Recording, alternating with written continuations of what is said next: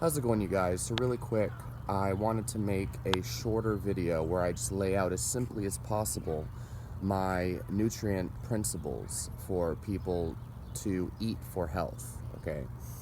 Because I feel like most of my videos on this subject have been extremely complex and they're like 30 minutes in length. I know most people don't have time for that shit, right?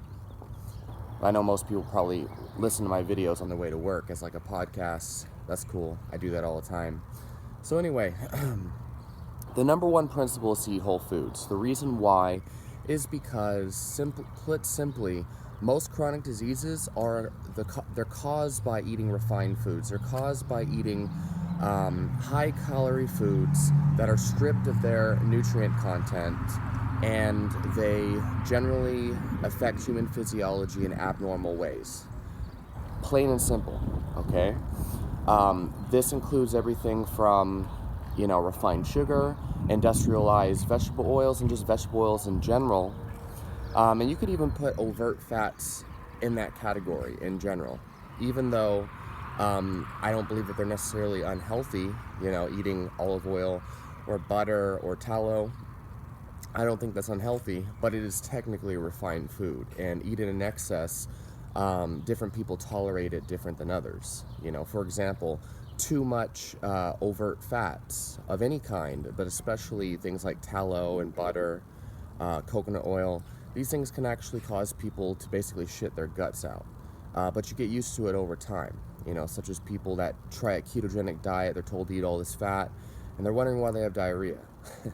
Well, if you're eating a shit ton of extra fat, added fats, it's going to lubricate your colon to the point where it has an extreme laxative effect, unlike any kind of fiber people think that they're benefiting from. So anyway, I'm just stating a fact that refined foods affect physiology in an abnormal way, okay? That's number one, is removing all refined foods. I believe refined sugar is the primary cause of insulin resistance and heart disease, as well as excessive amounts of abdominal fat, okay, visceral fat. So, again, this is going to be a short video, so I'm not going to go into extreme detail trying to convince people, but number one is remove all refined foods, okay? And also the fortification of a lot of these refined foods, like refined flour, has added iron in it. And when you add iron, supplemental iron, it makes people, it has a tendency to become more problematic than if you got it from your diet. So people who get iron overload typically are eating things like cream of rice, like that guy Juji Mufu on YouTube, or cereal is fortified with iron. Even white rice is fortified with iron. And when you're eating and white flour, when you're eating all of these fortified foods, it builds up these artificial isolated vitamins and minerals in the body, and it can be problematic. Now, obviously, a deficiency in these nutrients is worse than eating these nutrients at all, right? Because most Americans, they don't get folate in their diet, so it's fortified in the white flour. A folate deficiency can cause a lot more problems, like anemia and depression, than any kind of isolated supplement will cause. So to put it short, it's better to take vitamin supplements than to have a deficiency. Okay, but these vitamin supplements have some negative side effects, and they are fortified in processed foods. So whole foods is number one. Also, what it seems like is, to me, what it seems like is a lot of these nutrient deficiencies, they don't necessarily seem to be caused by a deficiency in the overall intake of a nutrient in the diet, but more so it seems to be a side effect of eating refined foods, okay? So a lot of nutrient deficiencies seem to be, like, for example, vitamin C. Sailors who develop scurvy, right? Vitamin C deficiency, when they came back from these long sails out at sea, there were some sailors that cured their scurvy by eating lemons and limes, which became the vitamin C hypothesis. But then there were another subset of sailors who cured scurvy by eating fresh reindeer meat. And there's not a whole lot of vitamin C in fresh meat. I mean, there is actually some, and scientists suggest that there's enough to prevent scurvy, which is why it cures it. But the point here is, all these people trying to get their 100% daily intake of all these vitamins and minerals, it might not be worth all the trouble. The overall composition of your diet matters more than reaching some government bodies' recommendations of your daily intake, okay? The overall composition of your diet matters more, okay? And different nutrients actually affect how much nutrition you actually need. So for example, lower carb diets might require less B vitamins, specifically B1 and folate. Same thing a lot of people suggest for vitamin C, although that's a very sketchy subject in which I don't want to get too much into in this. So the point here is, don't worry so much about reaching your recommended daily intake of all these nutrients.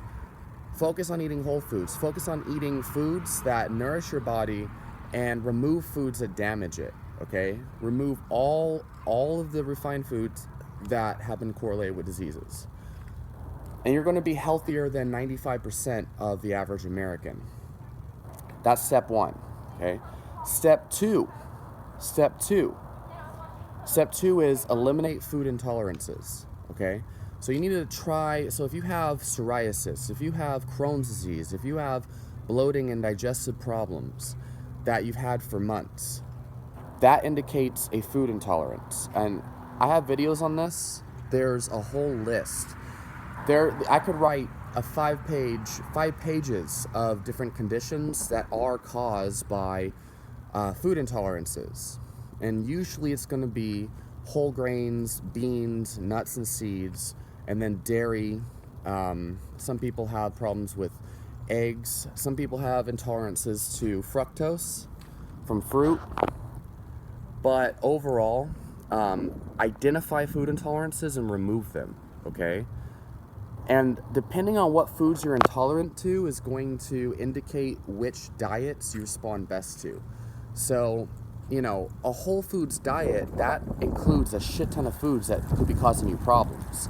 Whole grains, beans, nuts, and seeds are part of a lot of the most healthiest diets in the world, or so they claim, right? But, you have these people like Dr. Gundry with his lectin diet claiming that beans are horrible for you, and the paleo crowd that claim whole grains and beans are like the scum of the earth.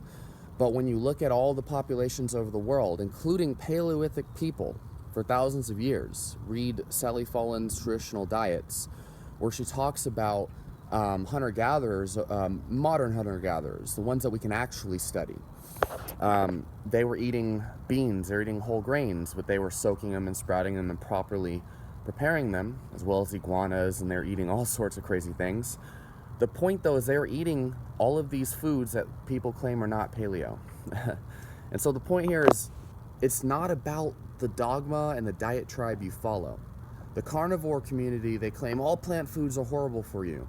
And look, I personally feel the best on a meat-based diet. But that doesn't mean that a meat-based diet is what humans are meant to eat. And it doesn't mean that plant foods are horrible for you. It just means that my body doesn't work very well with a lot of plant foods. But the fact is, the blue zones, for example, which again can be debunked pretty easily, but the blue zones, not only do they eat the majority of their calories from animal fats, typically pork fat and monounsaturated fats, but they also eat a large majority of their food overall volume is coming from plant foods, whole plant foods. And so they're eating a lot of animal fat and more protein than most experts lead you to believe, but they're also eating a large amount of plant foods.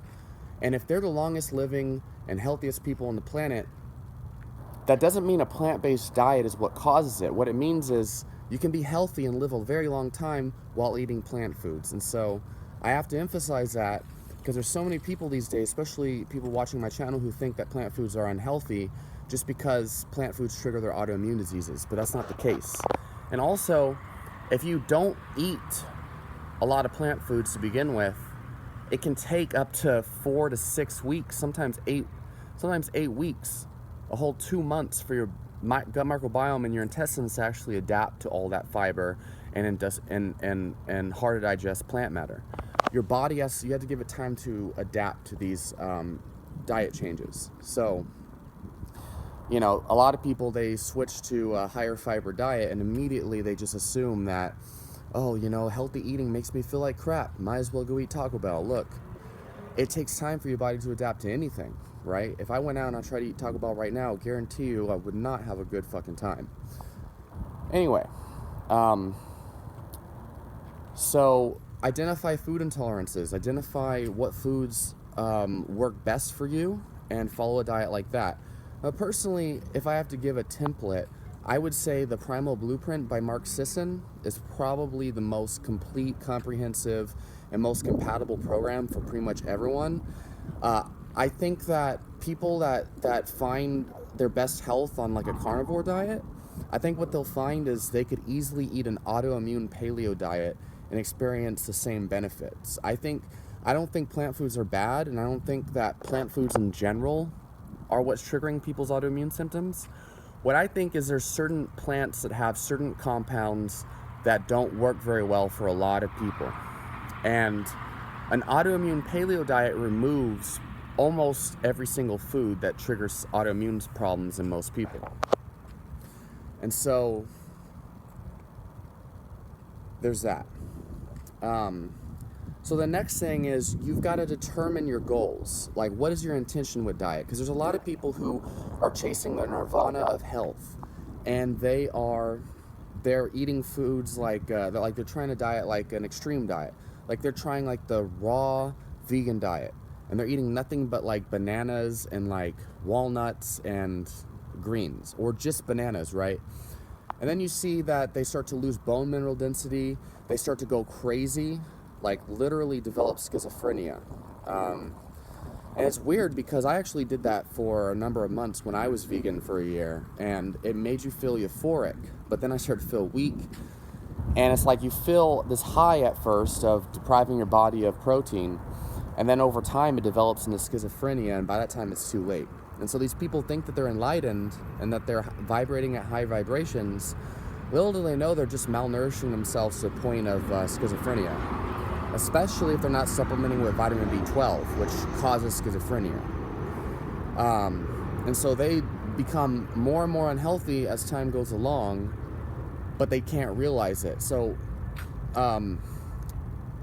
what I'm trying to say here is, why would someone want to go raw vegan to begin with? Well, it's usually there's these crazy intentions behind it, like you know, I want to vibrate on a higher vibration, I want to reach the spiritual plane, you know, it brings me closer to God or something. Like, those are generally the reasons why people follow those diets. And because I've talked to a lot of them, I have a lot of them comment on some of my content.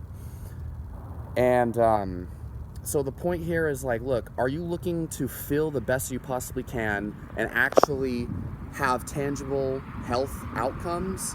Or are you chasing this idea of health that doesn't actually exist?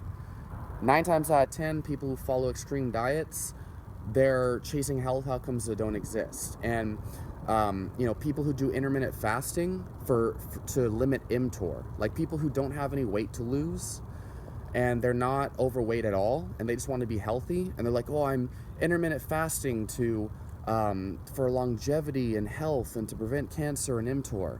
Like, you don't fucking have to do that, first of all. Second of all, you might not actually be benefiting your health at all. In fact, the reason why I bring this one up is because I get a lot of people messaging me telling me that they feel weak and lethargic and they don't know what's wrong. They think they have adrenal fatigue.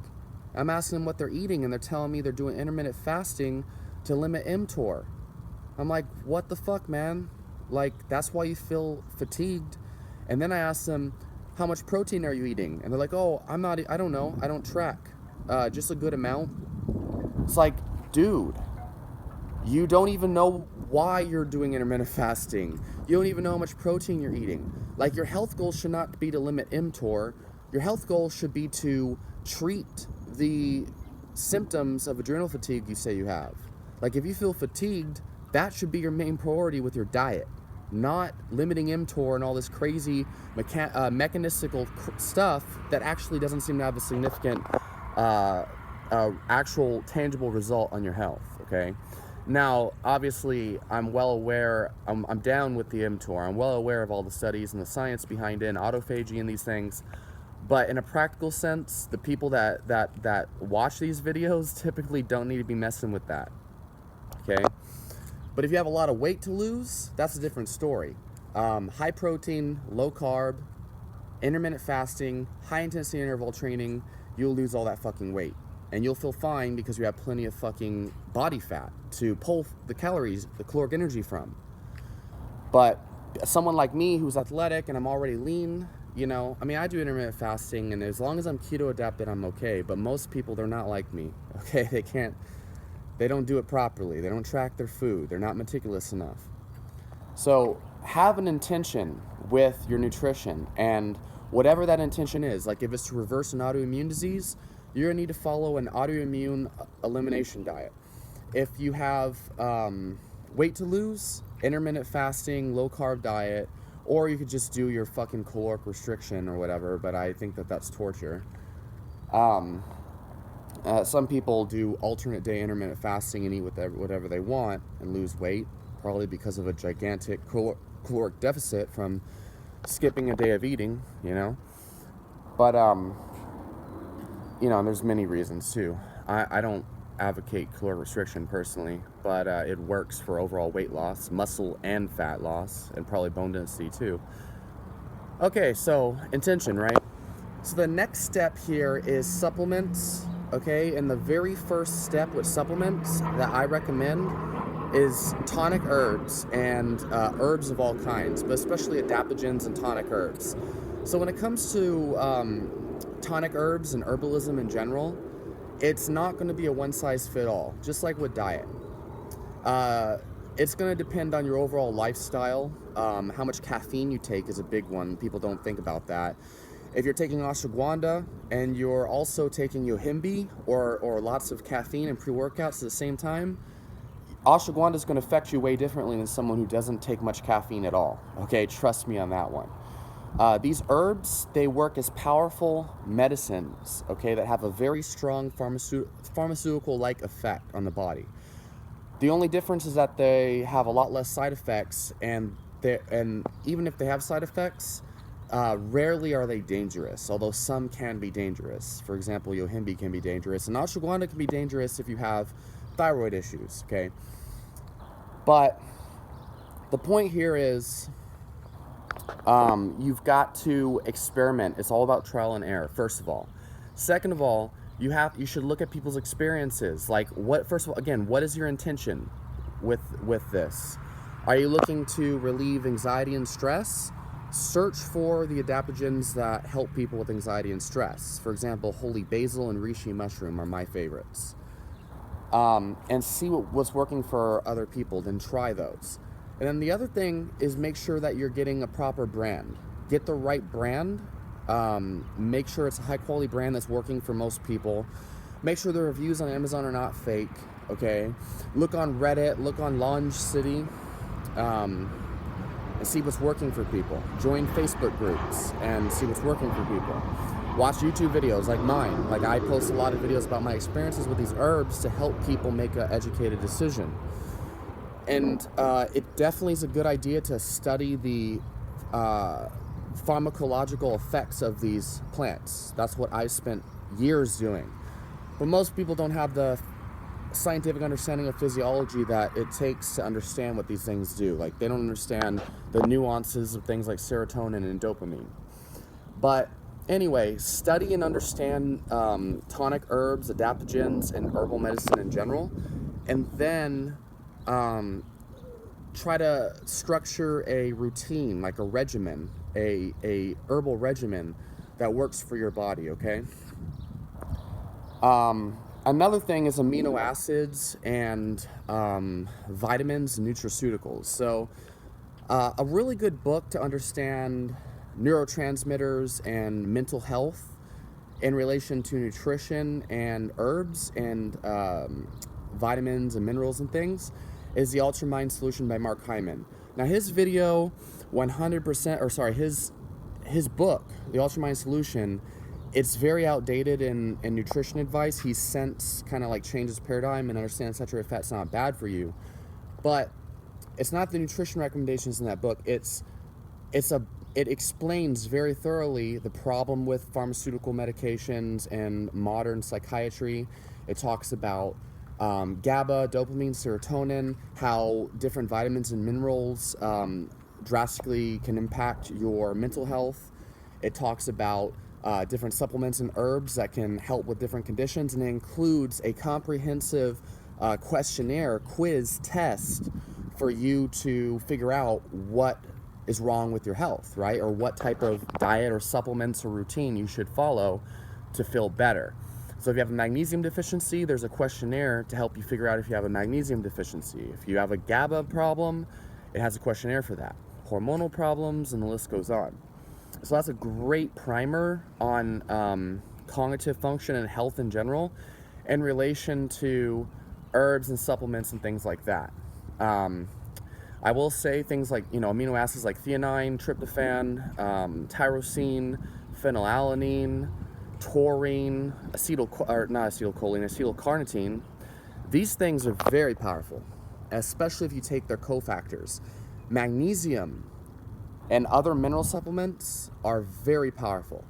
So I have plenty of videos on this, but I just kind of want to throw it out there that is like the icing on the cake. Once you've got your nutrition on track, you should be feeling significantly better. But some people who have more significant stress in their life and other health problems are going to have to take it a step further. And even if you're healthy, tonic herbs can still change your life. They can open up avenues in your mind that weren't there before. And so I have videos about that, and I'll make more in the future. You could kind of just search for my channel name and then herbs, or my channel name and then tonic herbs, search around, with different keywords in my channel name, and you'll find, because I have over 1,000 videos on all these subjects. So, but yeah, tonic herbs and vitamins and minerals, if you take them with intention, and that's important. Don't just take it because someone says, oh, it's, your mitochondria, blah, blah, blah, Dave Asprey. Or limits mTOR, blah, blah, blah. Resveratrol will extend your lifespan. You'll waste a shit ton of money if you follow crap like that. Or if you just self-diagnose yourself with candida, and then you take neem supplements, like I did a long time ago, wasting money and potentially harming your fucking health. Don't fucking take supplements if you're unsure of what your fucking problem is, okay? So anyway, leave your question in the comments down below. Let me know what you think, and I will talk to you guys in the next video.